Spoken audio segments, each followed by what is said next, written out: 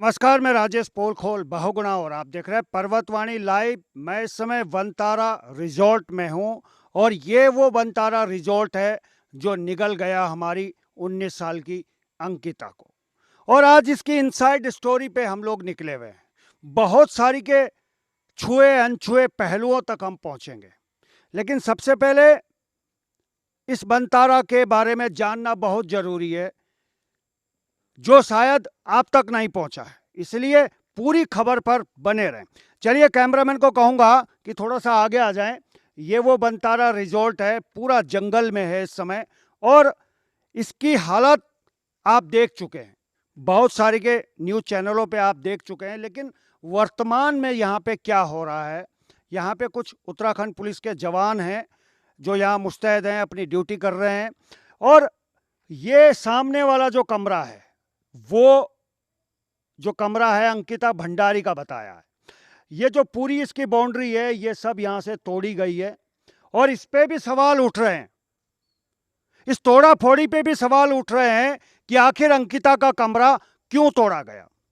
कहीं ये खबर भी मुझे मिली थी कि शासन प्रशासन अपना पल्ला झाड़ रहा था कि हमने तोड़ने के आदेश नहीं दिए, लेकिन स्थानीय विधायक रेणु बिष्ट, उनका यह कहना है कि मुख्यमंत्री जी के आदेश पर यह हुआ है। कितनी सच्चाई है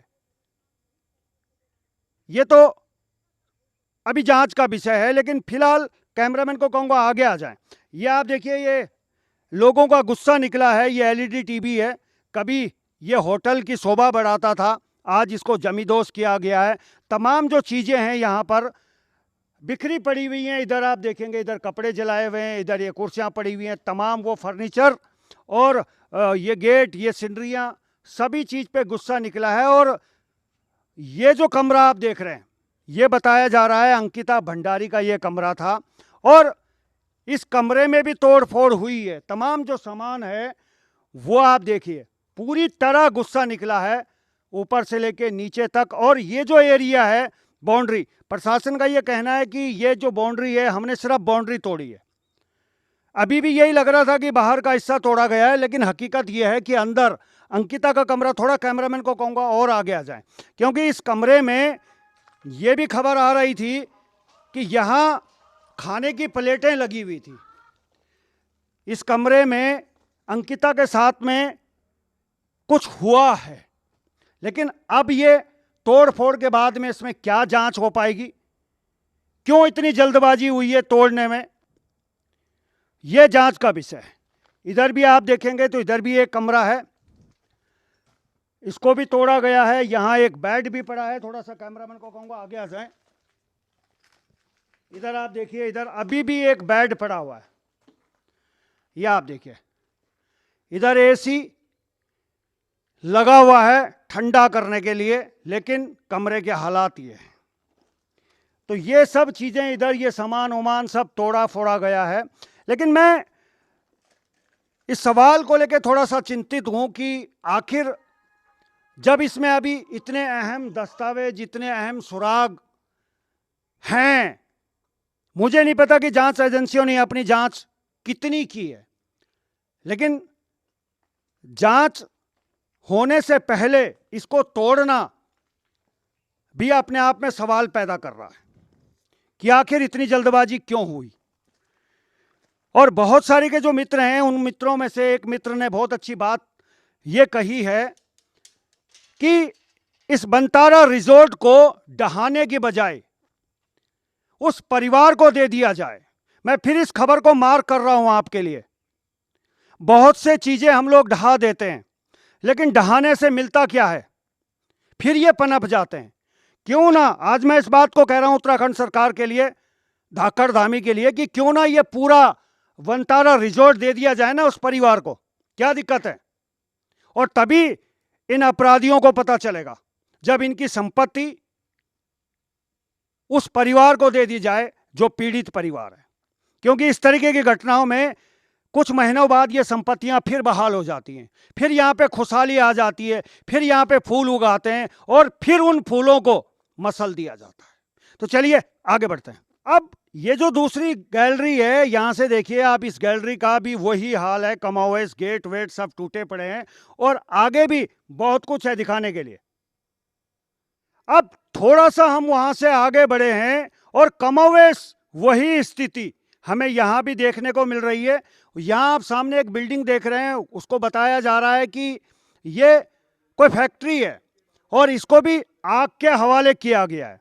मैं कह रहा हूं जनता में गुस्सा है और गुस्सा होना भी चाहिए, लेकिन जो जांच यहां पे होनी है, यह वो जांच जो हो चुकी है, क्योंकि मुझे अभी पूरी जानकारी नहीं है कि जांच कहां तक पहुंची है, उन सब चीजों को अभी हमें बचा के रखना था, उन सबूतों को, ताकि जांच प्रभावित ना हो। विशेष सूत्रों का यह भी कहना है कि जांच प्रभावित करने के लिए भी रात को यह आग लगाई जा सकती है। यह विशेष सूत्रों का कहना है, मैं इसको कोड नहीं कर रहा हूं, लेकिन मैं ये फिर भी कह रहा हूं कि जब तक जांच नहीं हुई है, अंकिता का कमरा इस कंडीशन में क्यों है, यह फैक्ट्री जल गई है, यह भी एक सवालों के घेरे में है कि कैसे जल गई है। थोड़ा सा और आगे चलती हैं, एक दो और कारें हैं जो भी जनता के गुस्से का सामना उन्हें भी करना पड़ रहा है। इसके अलावा यहां पे कुछ मवेशी भी हैं, ये गायें हैं, कुछ इन गायों के बछड़े हैं, काला कुत्ता भी है, वो भी यहां बैठा है, मुझे नहीं पता ये किसका है, लेकिन यहां पाया गया है तो मैं आपको दिखाऊंगा, क्योंकि इनके अंदर भी प्राण है। एक प्राण तो यहां लील लिए गए, लेकिन कुछ प्राणी और भी हैं। इसके अलावा उत्तराखंड पुलिस के जवान यहां मुस्तैद हैं सुरक्षा के दृष्टिकोण से, बहुत अच्छी बात है। आगे चलते हैं, आगे दिखाना चाहूंगा। इधर कुछ गाड़ियां हैं, उनके भी शीशे तोड़े गए हैं, वो भी गुस्से का सामना उन्हें भी करना पड़ा। इधर देखिए, इधर जैन है, बड़ा पुराना मॉडल है और दिल्ली नंबर है, इसको तोड़ा गया है पूरी तरह। इधर आप देखिए, सामने एक गाड़ी दूसरी है और ये एक फैक्ट्री है। मुझे नहीं पता कि इस फैक्ट्री में क्या काम होता था या क्या काम होता है। इधर गायों के लिए एक जगह भी बना रखी है, तो तोड़ फोड़ का सामना पूरा हुआ है। तो चलिए आगे बढ़ते हैं। ये वो किचन है जिसके माध्यम से आपका और हमारा पेट भरता है, लेकिन मजे की बात है कि इन अपराधियों का पेट नहीं भरा। सवाल बहुत बड़े बड़े हैं जिनका जवाब तलाशने के लिए हम भी यहां पहुंचे। ये किचन आप देखिए, इसका ये दरवाजा है और अंदर सब कुछ बिखरा पड़ा है, और बिखरा पड़ा है वो परिवार जिसने अपनी बेटी खोई है। मैं फिर कहना चाहता हूं, उत्तराखंड पुलिस ने अच्छा काम किया है, लेकिन सवाल मेरा डीएम साहब से भी है, एसडीएम साहब से भी है कि जब आपका पटवारी छुट्टी पर चला गया था और दूसरा पटवारी वहां आ गया था, और निलंबन की कार्रवाई उस दूसरे पटवारी पे क्यों, जो 18 तारीख को मौके पे था और 20 तारीख को छुट्टी पर चला गया, उसे कौन बचा रहा है और क्यों बचा रहा है? यह सवाल का जवाब हमें चाहिए, और जवाब हमें एसडीएम से भी चाहिए कि आपका पटवारी इतने दिन तक मामले को गोल गोल जलेबी की तरह घुमाता रहा, आप कहां थे? और जवाब जिलाधिकारी महोदय आपसे भी चाहिए कि आपके एसडीएम को पता ही नहीं था तो आप क्या कर रहे थे? जवाब तो आपको देने पड़ेंगे। चलिए आगे बढ़ते हैं। मैं वहां से लौट के आया हूं और ये बैराज है, और यकीन मानिए वाकई में जहां से हम आए हैं बहुत सुनसान हमें महसूस हुआ है, और वो भी दिन के 1-1:30 बजे के ये हालात हैं। तो समझिएगा रात को क्या स्थिति होती होगी। यह बैराज है और इसमें बहुत गंदा पानी है, और पानी भी बहुत ज़्यादा है। इसमें पता लग रहा है कि एक अगर बस भी गिर जाए, भगवान ना करे, लेकिन वो भी समा जाती है, पता नहीं चलता है। यहाँ पे कुछ सीसीटीवी फुटेज है, मैं कैमरामैन को कहूँगा कि देखिए सामने एक कैमरा लगा हुआ है, और कैमरे का जो इसका जो देख रेख होती है, मॉनिटरिंग होती है, उसकी स्क्रीन अंदर है। अब ये सारे साक्ष्य इस मामले में इकट्ठा होंगे, और एसआईटी जो इसकी जांच कर रही है, रेणु जी, इसमें क्या कुछ निकलेगा, क्योंकि मामले अक्सर आते हैं लेकिन जब कोर्ट में पहुंचते हैं तो अक्सर मुजरिम बच जाते हैं सबूतों के अभाव में। तो इतनी चीज़ें हमने भी आपको दिखाए हैं, तमाम जो हमारी सुरक्षा एजेंसियां वो इस पे काम कर रही हैं, लेकिन फिर भी कहीं ना कहीं ये सुनने में आता है कि मुजरिमों को बेल मिल गई है। लेकिन मैं आप लोगों को बता दूं कि इस समय पूरा देश उबल रहा है, और उत्तराखंड की इस बेटी के साथ में हर भावनाएं, संभावनाएं, संवेदनाएं सब कुछ है।